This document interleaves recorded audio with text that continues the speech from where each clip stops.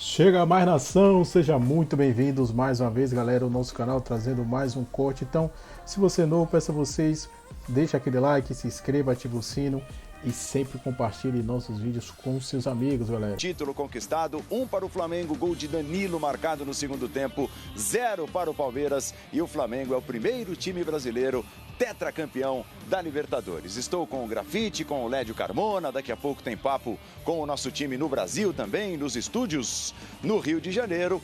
Flamengo 1, Palmeiras 0. Grafite, bem-vindo. Obrigado, boa noite, Paulo, Lédio, amigas e amigos do Sport TV. Realmente o Flamengo foi campeão com o gol do Danilo, né? O artilheiro, o herói improvável da noite. Segundo gol do Danilo em final de Libertadores, um gol importante. Um jogo como esse, tão equilibrado, de duas equipes tão fortes, sempre é decidido em detalhes, né? E um detalhe fez a diferença, né? Deixaram o Danilo sozinho e ele marcou o gol numa cabeçada muito bonita, subiu no terceiro andar, marcou o gol que deu o tetracampeonato da Libertadores ao Flamengo. Paulo, Lédio. Tudo bem, Lédio? Tudo ótimo, Paulo. Flamengo tetracampeão da Libertadores, o primeiro brasileiro. O jogo foi uma batalha cheia de cartões, o jogo travado. Os dois times, eu acho que jogaram abaixo do que podem. O Flamengo, acho que procurou mais o gol, teve um pouco mais de repertório ofensivo do que o Palmeiras. Rondou mais a área do Palmeiras, finalizou mais que o Palmeiras, teve mais chances perigosas, apesar de também não terem sido muitas do Flamengo, mas foram mais do que o Palmeiras. Acho que o Flamengo jogou um pouco mais. Situações que poderiam, né, Lédio? Exatamente, num jogo muito travado. Evidentemente, o Palmeiras vai reclamar da questão do Pulgar, da expulsão do Pulgar, que eu acho que, na opinião de qualquer um, que é um lance que eu acho que não é discutível. Mas, enfim, o Dario Herrera mostrou cartão amarelo. E sobre o Danilo, um detalhe importantíssimo sobre os zagueiros do Flamengo. O gol do Danilo foi o 13º gol de um zagueiro do Flamengo no ano. O Léo Pereira tem 5, o Léo Ortiz tem 4 e o Danilo agora tem 4. Isso, você pense bem, faça um retrospecto. Quantos jogos esses zagueiros do Flamengo, todos bons, decidiram para o Flamengo nessa temporada. Inclusive, a classificação do Flamengo, acho que foi contra o Táchira, no Maracanã, no último jogo, foi um gol de cabeça do Léo Pereira. Os zagueiros foram fundamentais nesse ano vitorioso do Flamengo. Você falou em Maracanã, é para lá que nós vamos. Concentração de torcedores do Flamengo, a festa que está só começando. Bem-vindo, Bruno Halpern. Salve, salve, Paulo. Um grande abraço a todos. Maracanã em êxtase, uma extensão do Monumental de Lima com a festa do 4º título da Libertadores do Flamengo. Meu parceiro, a Taça América é rubro-negra. Que satisfação, meu amigo. Que satisfação, que sofrimento. Mas valeu a pena. Tetra, quem tem mais tem 4, é o Flamengo. Com um herói improvável, Danilo fazendo gol, herói improvável. 10 anos na Europa, voltar para ser campeão no time do coração, não tem emoção igual. A melhor emoção é a dele, acabou. Meu parceiro, revanche contra o Flamengo, contra o Palmeiras, tá feita, meu querido? Tá feito, tá maravilhoso. Deixa eu mandar o Leonardo Pereira, vereador de Mesquita, vascaíno, isso aqui é Flamengo! Eu vou seguir aqui, Paulo, conversando com a galera. Esse casal aqui sofreu demais durante a partida. Minha amiga, o tetra é do Mengão. Total, o tetra é do Mengão, mereceu muito. E aí, meu amigo? É indescritível o que eu tô sentindo hoje. Hoje é indescritível. Tetracampeão, acompanhando esse Flamengo desde 81, é muito maravilhoso. É muito maravilhoso. É incompreensível. A festa segue em êxtase aqui no Maracanã. Deixa eu chegar aqui nessa família. Esse pai que levou a filha, criando memórias, agora tetracampeão da América, meu amigo. Tô sem palavras aqui, não sei o que dizer. Muito bom estar com a minha família, meu pai, minha esposa, minha filha. Tô sem palavras aqui, eu não sei o que eu posso dizer. É uma emoção muito grande, a gente brigou muito para estar aqui e conseguimos isso. Muito bom. Fantástico. É o Flamengo tetracampeão e a torcida segue fazendo muita festa aqui no Maracanã. Eu vou andando por aqui, Paulo Andrade, entrando para dentro dessa festa. Esse torcedor aqui, ó, viu o jogo praticamente todo sozinho e tá comemorando sozinho também, meu amigo. Ganhar o Mengão é uma sensação indescritível. Sou de Florianópolis, vim pra cá pra assistir a final do Mengão, cara. Tô emocionado aqui, tô emocionado. E aí, meu irmão, primeiro título que tu vê assim do Mengão aqui no estádio? Pô, eu tô feliz pra caraca, pô, é o primeiro.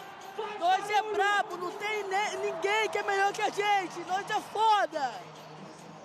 Torcida do Flamengo em êxtase aqui no Maracanã, na Flafest, Paulo. São 30 mil torcedores por aqui, uma extensão da festa dos 40 milhões de brasileiros, de rubro-negros que estão nessa noite torcendo e vibrando muito com o 4º título do Mengão. Deixa eu chegar aqui nesse senhor aqui que também está feliz da vida, comemorou demais, estava ansioso durante o jogo e agora... Caminhando de um lado para o outro, ouvindo torcedores felizes, como bem definiu o Bruno Halper, em êxtase, a galera do Flamengo comemorando também na extensão, como ele bem definiu, na extensão do Estádio Monumental lá no Maracanã, casa tão acostumada a ver de perto os títulos, as glórias do Flamengo. Voltando para lá, nós temos as imagens para recuperar do momento, a reação da galera, primeiro no momento do gol marcado pelo Danilo, ali mais ou menos, ó. Ó. Metade do segundo tempo. 22 minutos do segundo tempo, exatamente. Reagiu assim, a magnética no Maracanã. Linda festa, o espetáculo. A alegria rubro-negra nas arquibancadas do Maraca.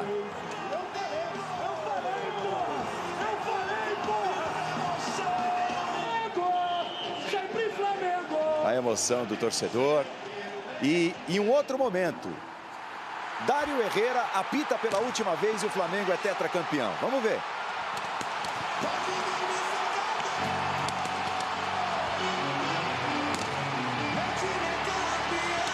Pode secar o secador!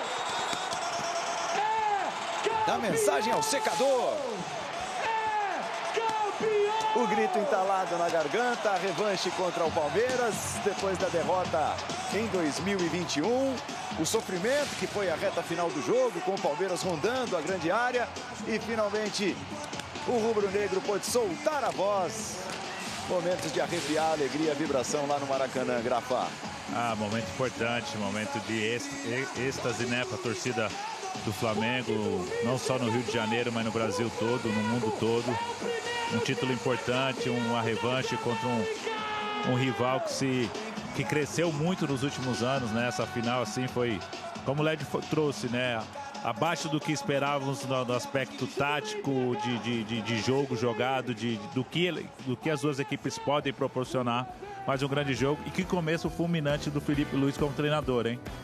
Ele só não ganhou como treinador do Flamengo o Mundial de Clubes e a Copa do Brasil esse ano, né? Tem o Brasileiro ainda e agora o Interclubes pela frente.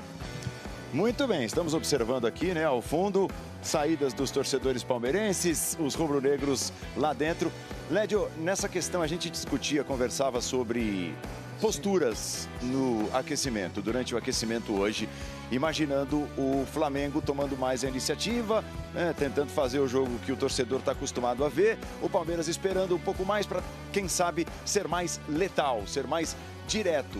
Dá para dizer que o Flamengo, nessa disputa de estratégias, foi mais eficiente na que adotou? Eu acho que o Flamengo buscou mais soluções do que o Palmeiras conseguiu se organizar bem defensivamente. A marcação do Palmeiras foi muito boa durante boa parte do jogo.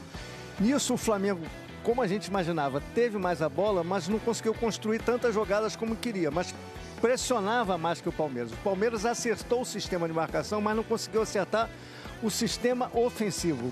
O Vitor Roque fez um bom jogo, na minha opinião. Agora, Flaco fez um jogo abaixo. Veiga fez um jogo abaixo.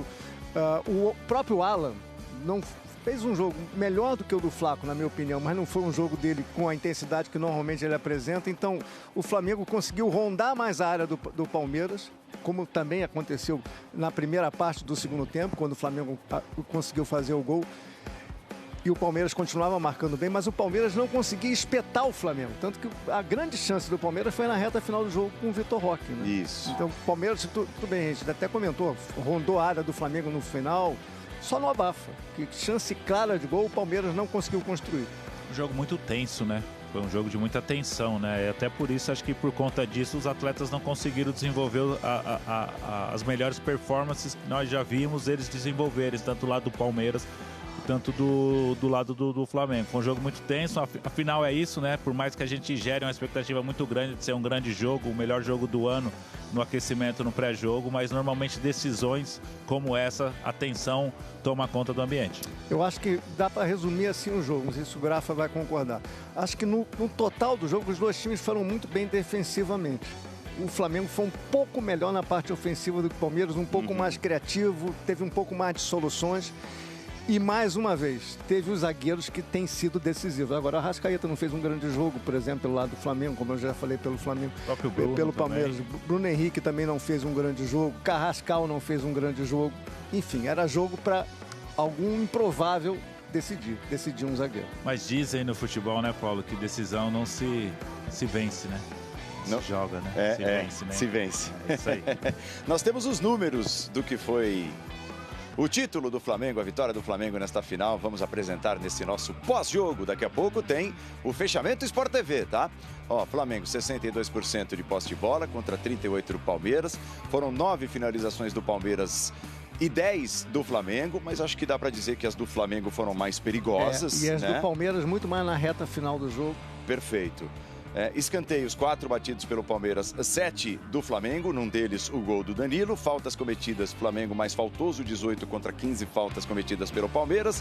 Precisão dos passes, muito baixa a precisão do Palmeiras, hein? Chama atenção esse número, menos de 70%, Lédio. Exatamente, até muito pressionado pelo sistema de marcação do Flamengo, muito passe forçado, né? Isso. Muito passe forçado. Depois eu queria ver se a produção poderia confirmar pra gente o número de cartões amarelos. Foi um jogo bastante amarelado. Foi. Ó, 83% a precisão do Flamengo e o Palmeiras desarmando mais, 12 desarmes contra 4 do Flamengo, até por ter ficado sem a bola na maioria do jogo. 4-3, tá? Cartões.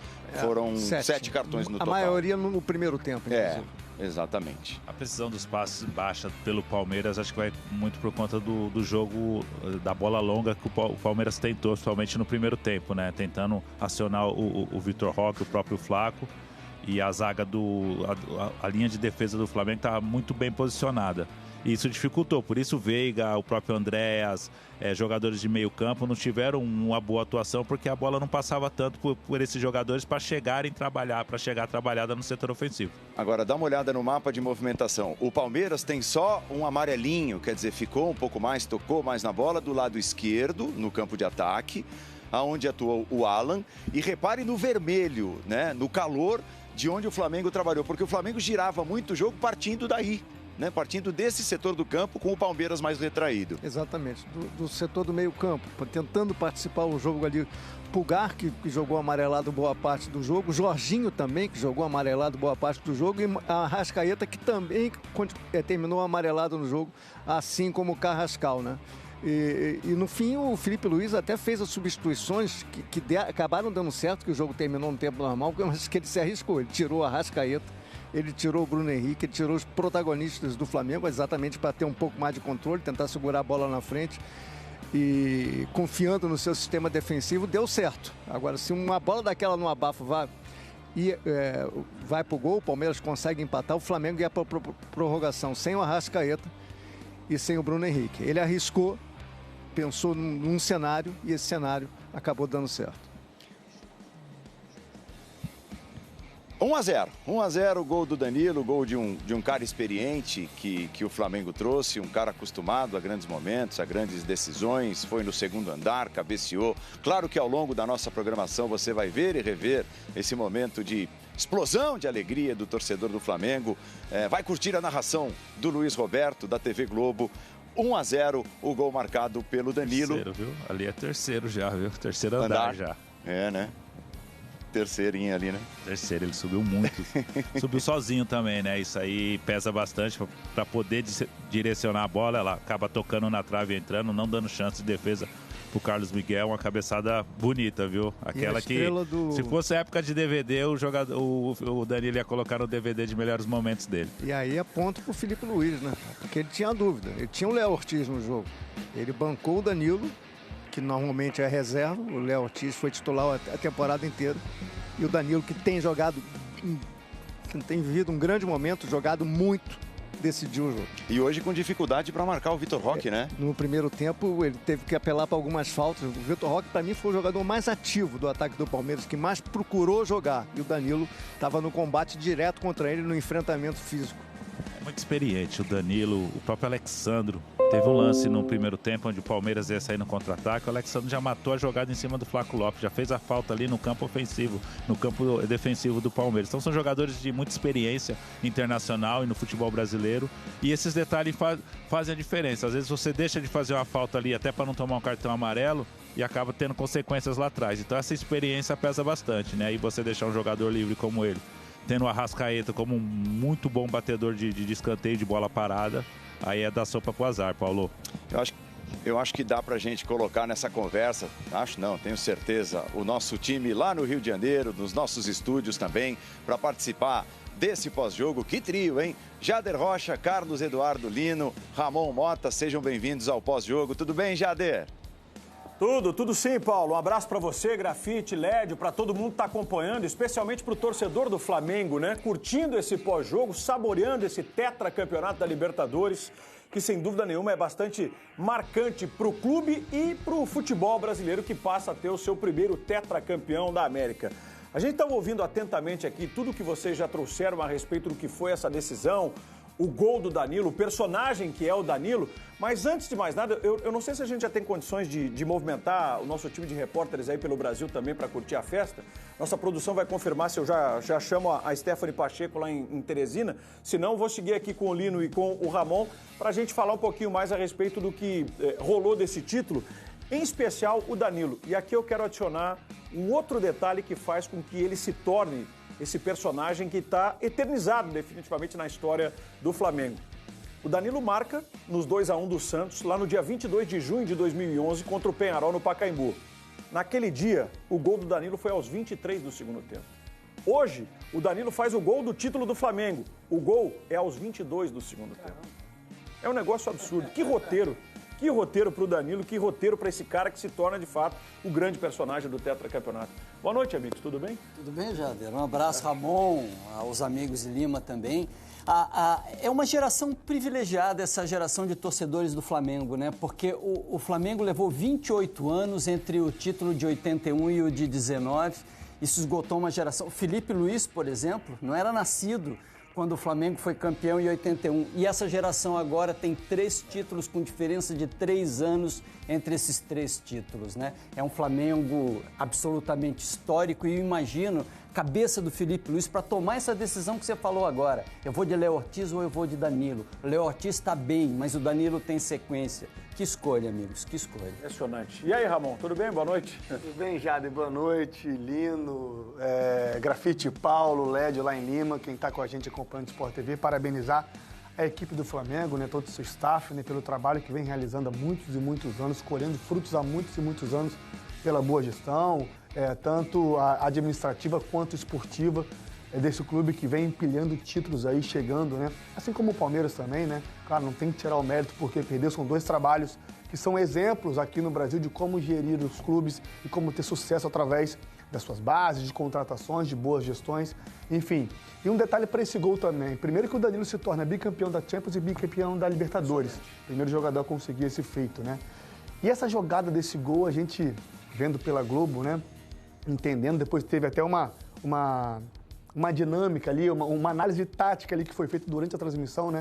Aí ele acaba... É isso aí, nação. Ficamos por aqui, galera. E esse foi mais um corte aí, trazendo para vocês a repercussão. O Mengão é tetracampeão da Libertadores. Então, se você é novo, deixe seu like, se inscreva, ative o sino e sempre compartilhe nossos vídeos com seus amigos. Ficamos por aqui e até o próximo vídeo.